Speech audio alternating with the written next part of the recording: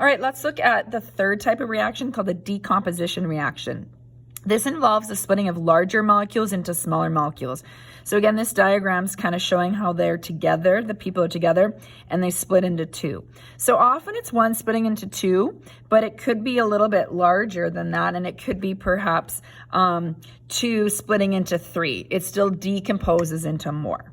So let's look at two examples here. We'll start with example A. Solid nickel to hydroxide decomposes to produce solid nickel to oxide and water. Once again, these examples are designed to help us practice writing our word equations into balanced chemical equations.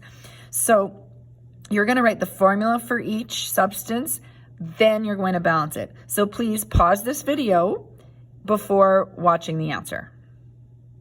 Okay, so you should have paused the video. Now you've got your answer. We're going to go through this one together to make sure you can, if you need help, you can do this and make sure you've got it right. So solid nickel to hydroxide. So nickel, the Roman numerals 2 here tells me it has a +2 charge. Okay, so I'm just going to write above here. I don't want it in my, oh, I guess I'll write it. I don't have room above. So nickel has a +2 charge. Hydroxide, when you look that up, has a -1 charge. So when you're writing the formula, if you have a +2 here, you need to have 2 hydroxides here. So you're going to have nickel, open up brackets because that's polyatomic and you want to show you have 2 hydroxides. So that's 2 oxygens and 2 hydrogens. Okay, it tells me it's a solid, so we'll put a little S here for the phase or the state of matter. Decomposes to produce, so we're ready for the arrow now. Solid nickel to oxide. So again, the 2 tells me I'm using a charge of 2. Oxide, you would look up the oxide ion, which is 2 negative. So if you have a +2 and a -2, you have the same, the charges are already balanced. That's going to be neutral. If you just put this together, it says it's a solid, so we put a little solid symbol, and water. And again, water, you don't know for sure if it's a vapor, liquid, or solid, so you don't have to put something in there. We're going to put that it was a liquid here, but you wouldn't know that without further detail.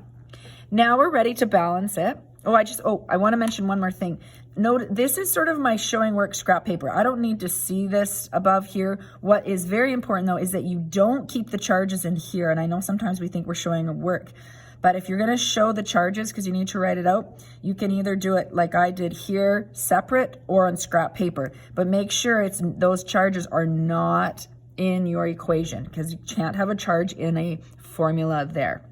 All right, now let's balance it. We're going to look at nickel first. So we have 1 nickel, 1 nickel. Let's look at the hydrogens next.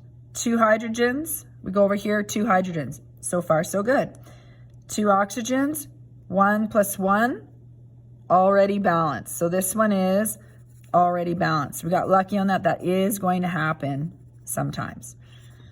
All right, looking at example B, I want you to read the example first on your own and then watch the video. So it's important that you try this example before you watch the video.